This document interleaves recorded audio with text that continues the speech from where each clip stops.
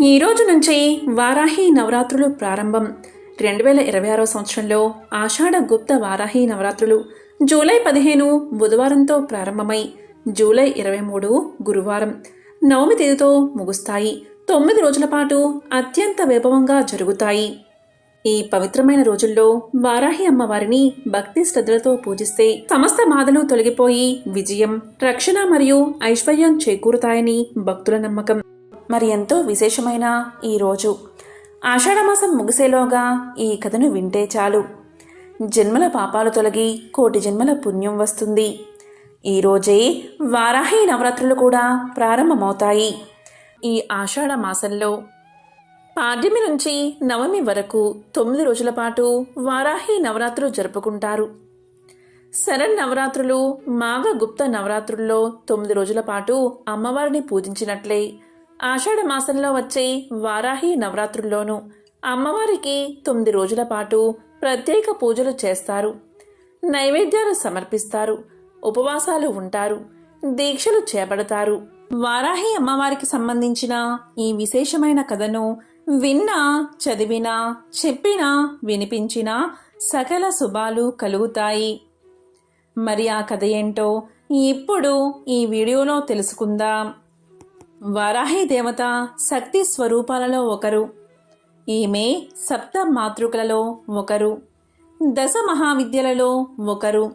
లలితాదేవికి సైన్యాధిపతిగా వారాహీదేవిని చెప్తూ ఉంటారు. అందుకే ఈ అమ్మవారి ప్రస్తావన లలితా సహస్రనామంలో కూడా ఉంటుంది. ఆ లలితాదేవి తరపున పోరాడేందుకే కాదు, భక్తులకు అండగా ఉండేందుకు ఒక గొప్ప యోధురాలిగా నిలుస్తుంది వారాహీదేవి. ఈమెను ఆరాధిస్తే జీవితంలో ఎదురయ్యే అడ్డంకులన్నీ తొలగిపోతాయని, శత్రు భయమే ఉండదని, అపార జ్ఞానం సిద్ధిస్తుందని, కుండలినీ శక్తి జాగృతమవుతుందని చెప్తారు. వారాహీదేవి పేర ఉన్న మూల మంత్రాలను అష్టోత్తరాల్లో పఠిస్తే సకల జయాలు సిద్ధిస్తాయన్నది భక్తుల నమ్మకం. మరి ఇంతటి శక్తివంతమైన వారాహి అమ్మవారి గురించి ఇప్పుడు తెలుసుకుందాం. పూర్వం హిరణ్యాక్షుడు అనే రాక్షసుడు ఉండేవాడు.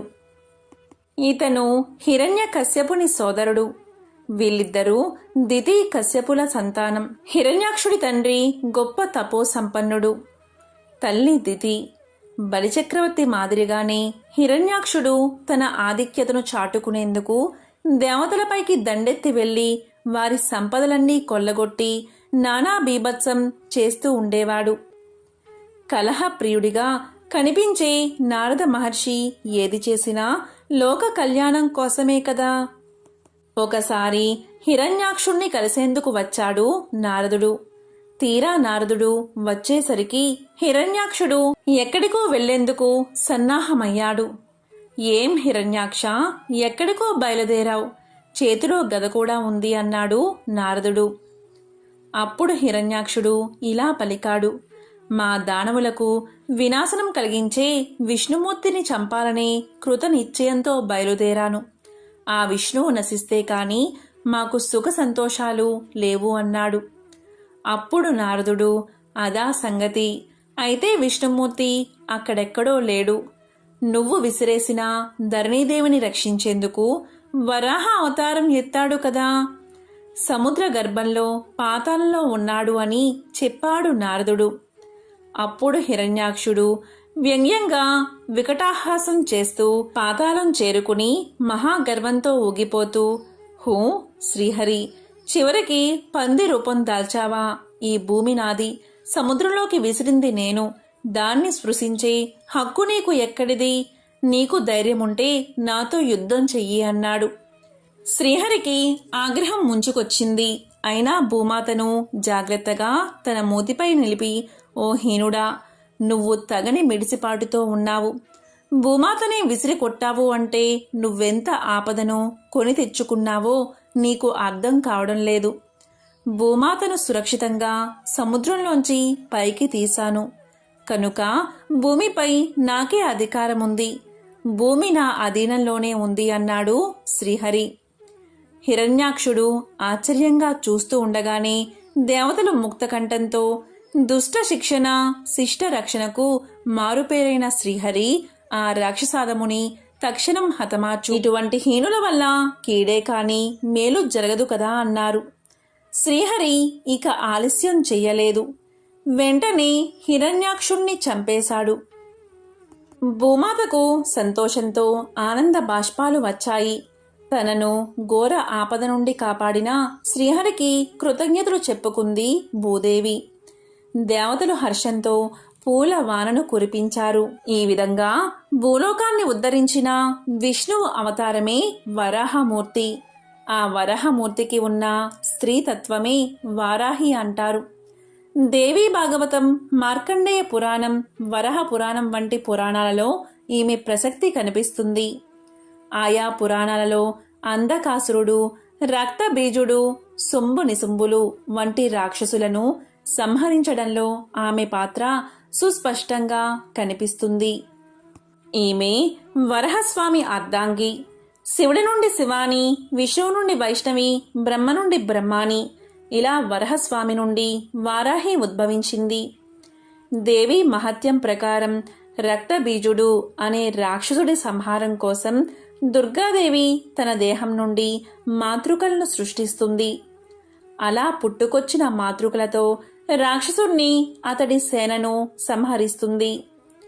శుంభుడు దుర్గాదేవిని ద్వంద్వ యుద్ధం కోసం రమ్మని సవాలు చేస్తే ఆమె తిరిగి మాతృకలను తనలో ఇముడ్చుకుని రాక్షసుణ్ణి సంహరిస్తుంది. వామన పురాణం ప్రకారం మాతృకలు అమ్మవారి రూపమైన చండిక నుండి ఉద్భవిస్తాయి. వీపు భాగం నుంచి వారాహి పుడుతుంది. ఈమె వాహనం గేదె. గుర్రము, సింహము, పాము, దున్నపోతు, గేదె వంటి వివిధ వాహనాల మీద ఈ తల్లి సంచరిస్తుంది. తాంత్రికులకు ఇష్టమైన దేవత. వారాహీదేవి మందిరాలలో ముఖ్యంగా తాంత్రిక పూజ జరపడం సర్వసాధారణం. వామాచారం పాటించే భక్తులు రాత్రిపూటల తాంత్రిక పద్ధతుల్లో పూజిస్తారు. ప్రతి మనిషిలోనూ వారాహి శక్తి నాభి ప్రాంతంలో ఉండి మణిపూర, స్వాదిష్టాన, మూలాధార చక్రాలను ప్రభావితం చేస్తుంది. ఈమెను ఆరాధిస్తే జీవితంలో ఎదురయ్యే అడ్డంకులన్నీ తొలగిపోతాయని, శత్రు భయమే ఉండదని, అపార జ్ఞానం సిద్ధిస్తుందని, కుండలిని శక్తి జాగృతమవుతుందని చెప్తారు. వారాహీదేవి పేర ఉన్న మూల మంత్రాలను అష్టోత్తరాల్లో పఠిస్తే సకల జయాలు సిద్ధిస్తాయట. ఈమె వరహమూర్తిలానే ఉంటుంది. శరీర ఛాయను నల్లని మేఘవర్ణంలో ఉన్నట్లు చెబుతారు. ఈ తల్లి వరాహముఖంతో 8 చేతులతో కనిపిస్తుంది. అభయవరద హస్తాలతో శంఖము, పాసము, హలము వంటి ఆయుధాలతో దర్శనమిస్తుంది. గుర్రము, సింహము, పాము, దున్నపోతు వంటి వివిధ వాహనాల మీద ఈ తల్లి సంచరిస్తుంది. ఈ ఆషాఢ నవరాత్రుల్లో దుర్గ సప్తసతి, దేవీ భాగవతం, దేవీ మహత్యం వంటివి పారాయణం చేయడం ఎంతో మంచిది. మార్కండేయ పురాణం ప్రకారం వారాహీదేవి వరాలను ఇచ్చే తల్లి. ఇంకో విశేషం ఏంటి అంటే, వారాహి అమ్మవారు వారణాసికి గ్రామదేవత. వారణాసిని ఎల్లప్పుడూ అంటే కాశీని ఎల్లప్పుడూ రక్షిస్తూ రక్షణగా ఉండే దేవత. ఈమెకు వారణాసిలో ఒక విచిత్రమైన దేవాలయం ఉంది. ఈ దేవాలయంలోకి మనం ఎప్పుడు పడితే అప్పుడు వెళ్ళడానికి వీలు లేదు. ఈ ఆలయం భూగర్భ గృహంలో ఉంటుంది. తెల్లవారుజాము 4:30 నుంచి 8 గంటల వరకు మాత్రమే తెరచి ఉంటుంది. ఈ సమయంలో గ్రామ దేవత అయిన వారాహి అమ్మవారు వారణాసిని చూసి రావడానికి వెళుతుందట. అందువల్లే ఈ సమయంలో మాత్రమే దర్శనానికి అనుమతిస్తారు. మిగిలిన సమయం మొత్తం దేవాలయాన్ని మూసి ఉంచుతారు. ఇక ఆలయం తెరిచిన సమయంలో దర్శనానికి వెళితే నేలపై 2 రంధ్రాలు కనిపిస్తాయి. వాటి ద్వారా మాత్రమే అమ్మవారిని దర్శించుకోవాలి.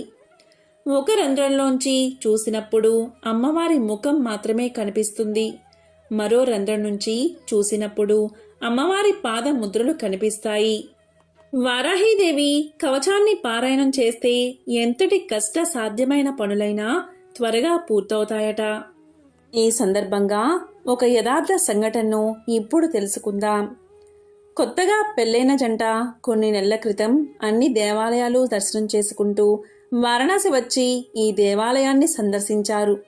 పూజారి ఎప్పటిలాగే కన్నంలోంచి చూడమని చెబితే వినలేదు.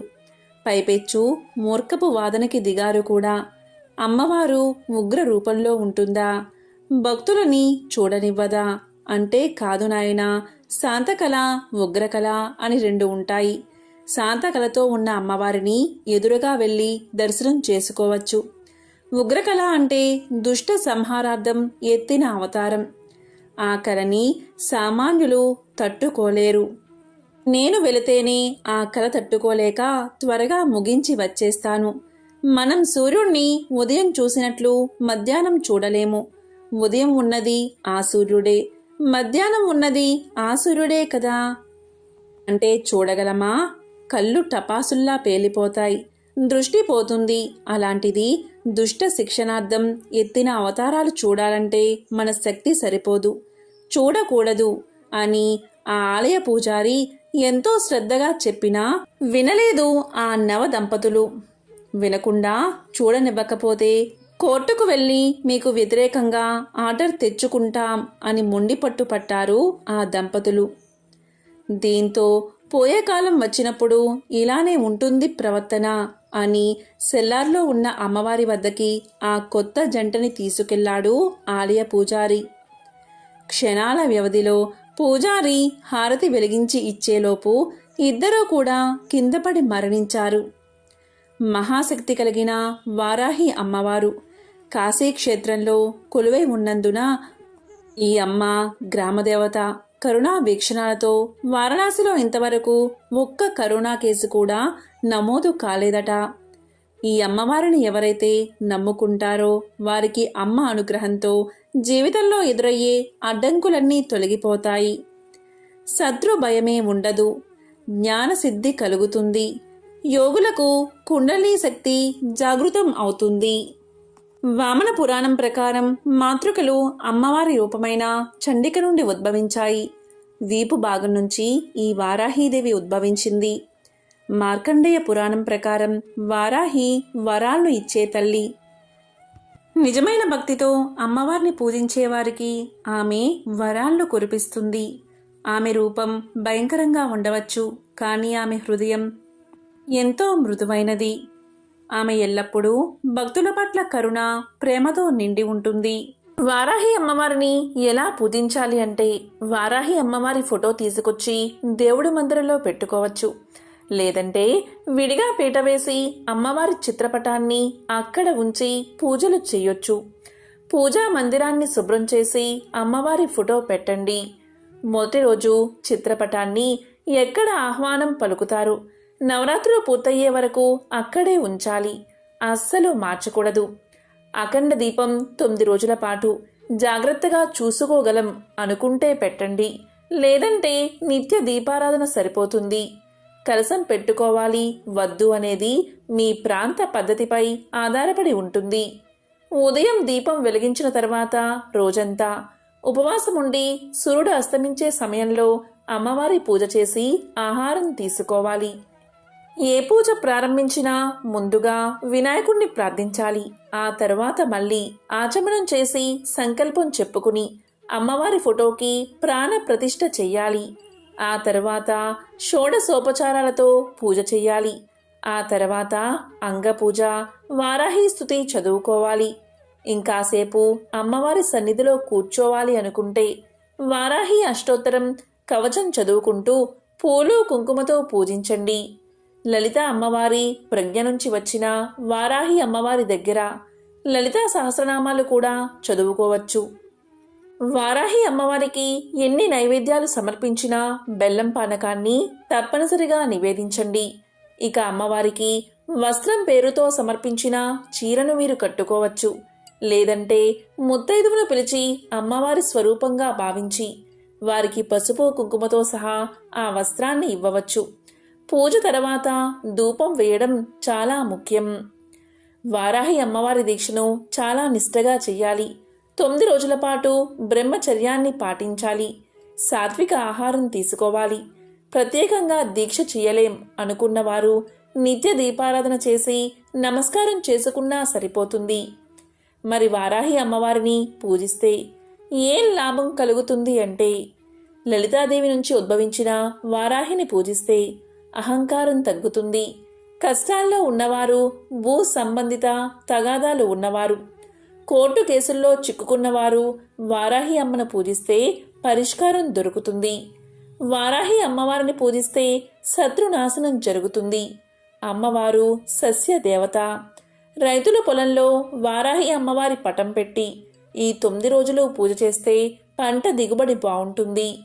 వారాహి అమ్మవారి ధ్యానం దీర్ఘకాలిక వ్యాధుల నుంచి ఉపశమనం కల్పిస్తుంది.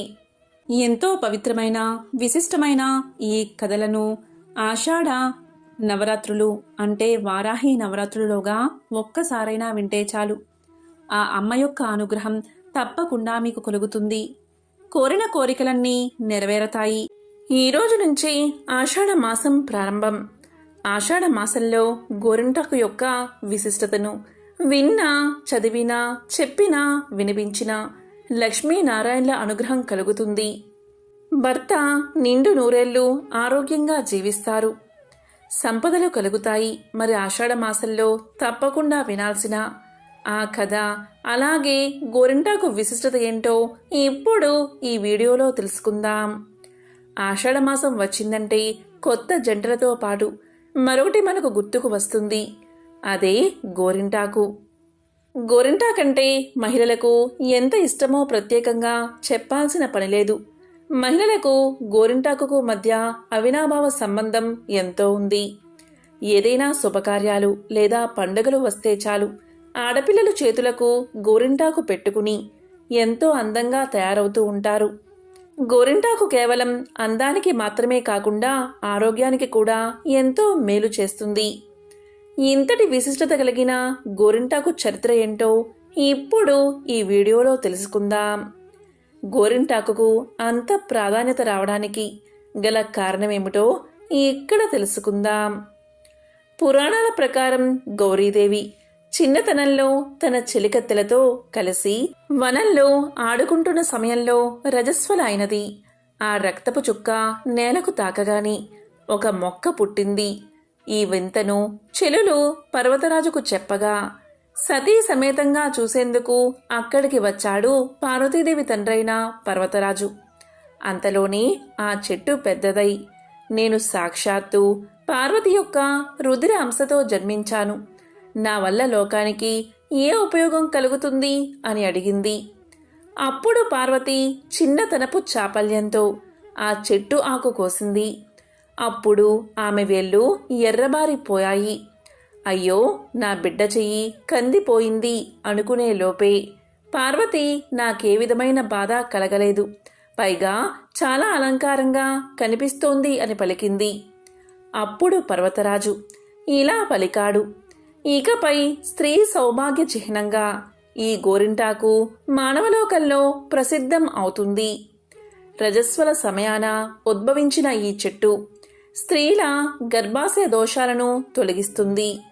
అతివేడి తొలగించి స్త్రీల ఆరోగ్యాన్ని కాపాడుతుంది. తన రంగు వల్ల చేతులకు కాళ్లకు అందాన్ని ఇచ్చి అలంకార వస్తువుగా వాడబడుతుంది అని ఆశీర్వదించి అదే ఈ చెట్టు జన్మకు సార్థకత అని పలకగా గౌరీతో సహా అందరూ ఆ చెట్టు ఆకుల పసరుతో చేతులు కాళ్ళు అందంగా తీర్చిదిద్దుకున్నారు. అదే సమయంలో కుంకుమకు ఒక సందేహం వచ్చింది. నుదుటను కూడా ఈ ఆకుతో బొట్టు దిద్దుకుంటారేమో, నా ప్రాధాన్యత తగ్గిపోతుందేమో అనే సందేహం వచ్చి గౌరీదేవితో తన బాధను చెప్పగా అప్పుడు గౌరీదేవి ఇలా పలికింది, ఈ ఆకు నుదుటున పండదు అని చెప్పింది. కావాలంటే పెట్టుకుని చూడండి, గోరింటాకు నుదుటిన అస్సలు పండదు. ఇక శాస్త్రపరంగా చూస్తే ఈ ఆకు గర్భాశయ దోషాలను తీసేస్తుంది. అరచేతి మధ్యలో స్త్రీ గర్భాశయానికి రక్తం చేరవేసే ప్రధాన నాడులు ఉంటాయి. వాటిలోని అతి ఉష్ణాన్ని లాగేసి ప్రశాంతపరుస్తుంది ఈ గోరింటాకు. ప్రసవం కాగానే గోరింటాకు ముద్దగా నూరి ఆ బాలింత చేత మింగిస్తే ప్రసవం వల్ల ఏర్పడే గర్భాశయ బాధలు నయమవుతాయి. గోరింటాకు చెట్టు ఇంట్లో ఉంటే ఆ ఇంట్లోకి గొడవలు రాకుండా చేసి ఐశ్వర్యాన్ని కలిగిస్తుందట. ఈ వరాన్ని సాక్షాత్తు శ్రీరాముడే గోరింటాకు చెట్టుకు ఇచ్చాట. ఎందుకు అంటే సీతాదేవి అశోకవనంలో రావణ చెరలో ఉన్నప్పుడు సీతాదేవి ఆ గోరింటాకు చెట్టుకు తన బాధంతా చెప్పుకునేదట. అలా చెప్పడం వల్ల ఆమెకు కొంత బాధ తగ్గేది. రాముడు తన దగ్గరకు వచ్చేంత వరకు ఆ గోరింటాకు చెట్టుకే తన కష్టాలు చెప్పుకునేది సీతాదేవి. ఇక రావణాసురుణ్ణి సంహరించి అయోధ్యకు వచ్చాక సీతాదేవి ఈ విషయాన్ని శ్రీరాముడికి తెలియచేసింది. సీతాదేవి చెప్పిన మాటలు విన్న శ్రీరాముడు చాలా సంతోషించి గోరింటాకు చెట్టుకు ఒక వరాన్ని ఇచ్చాడు. అది ఏంటి అంటే, ఎవరైతే గోరింటాకు చెట్టును ఇంట్లో పెంచుకుని నిత్యము నీరు పోస్తారో, ఎవరైతే ఈ చెట్టుకు నమస్కారం చేసి ఈ చెట్టును పెంచడంలో ఇష్టాన్ని చూపుతారో అలాంటి వారికి అష్టైశ్వర్యాలు కలుగుతాయని, సకల సంతోషాలు కలుగుతాయని వరాన్ని ఇచ్చాడు శ్రీరామచంద్రుడు. అంతేకాదు, గోరింటాకు పెట్టుకున్న పెళ్లికాని ఆడవారికి మంచి భర్త లభిస్తాడని, పెళ్లైన స్త్రీలు గోరింటాకు పెట్టుకుంటే వారి దాంపత్య జీవితం అన్యోన్యంగా సాగుతుందని శ్రీరాముడు గోరింటాకు చెట్టుకు వరాన్ని ఇచ్చాడు. అందుకే గోరింటాకు చెట్టును ఇంట్లో నాటి నీరు పోసి పెంచుకోవాలని మన పెద్దల మాట. ఇక స్త్రీలు ఈ గోరింటాకును చంద్రుల్లా గుండ్రంగా అరచేతిలో పెట్టుకుంటే గర్భాశయ దోషాలు తొలగిపోతాయి. ఇక గోరింటాకు పెట్టుకున్నాక ఎవరి చెయ్యి అయితే ఎర్రగా పండుతుందో వారు ఆరోగ్యవంతులని, పెళ్లి కాని ఆడవారికి ఎర్రగా పండితే ఆమెను బాగా ప్రేమించే అందమైన భర్త వస్తాడని చెప్తూ ఉంటారు. ఈ గోరింటాకు పెట్టుకోవడం వల్ల భార్యాభర్తల మధ్య ఆకర్షణ కూడా పెరుగుతుంది. వారి మధ్య కలకాలం ప్రేమ ఉంటుంది. ఇక ఆడవారైనా మగవారైనా గోరింటాకును అరచేతిలో పెట్టుకుంటే ఒంట్లో వేడిని తీసేసి చల్లదనాన్ని కలిగిస్తుంది, ఒంటికి ఆరోగ్యాన్ని ప్రసాదిస్తుంది. కాబట్టి గోరింటాకును పెట్టుకోవడం వల్ల ఒంట్లో వేడి తగ్గుతుంది. అంతేకాదు, వ్యాధి నిరోధక శక్తి పెరుగుతుంది, రక్త ప్రసరణ సక్రమంగా జరిగేలా చేస్తుంది. మన పెద్దలు చెప్పే ఆచారాల వెనుక ఖచ్చితంగా ఒక ఆరోగ్య ప్రయోజనం ఉంటుంది. కాబట్టి గోరింటాకును ఆడవారే కాదు, మగవారు కూడా పెట్టుకోవడం చాలా మంచిది. గోరింటాకులోని అద్భుత ఔషధ గుణాలు మీ శరీరంలోకి చేరి ఎన్నో ప్రయోజనాలు కలిగిస్తాయి, చల్లదనాన్ని కలిగిస్తుంది.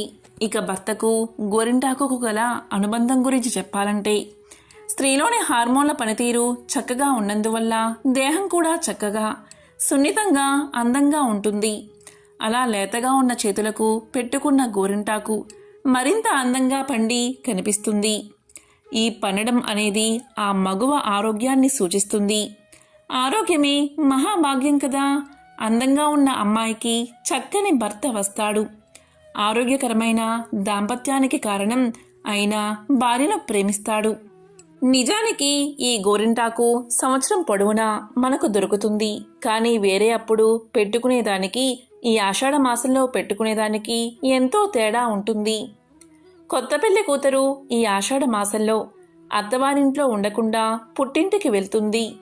ఆమె పుట్టింట్లో ఉన్నప్పుడు చేతులకు గోరింటాకు పెట్టుకుని ఎర్రగా పండిన చేతులు చూసుకుని భర్తను గుర్తు చేసుకుని మురిసిపోతుంది. చేతుల్లో గోరింటాకు ఎంత ఎర్రగా పండితే అంత మంచి భర్త లభిస్తాడు, అంత ఎక్కువగా ప్రేమిస్తాడు అన్న నానుడి కూడా ఉంది.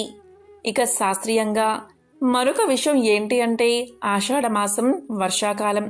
ఈ కాలంలో తడుస్తూ ఉండడం వల్ల కాళ్ళ పగుళ్ళు, చర్మవ్యాధులు వస్తాయి. వీటి బారి నుంచి తప్పించుకోవడానికి కూడా గోరింటాకు పెట్టుకుంటారు. గోరింటాకు వల్ల ఇన్ఫెక్షన్స్ రాకుండా ఉంటాయి, శరీరంలో అతివృష్ణం రాకుండా కాపాడుతుంది.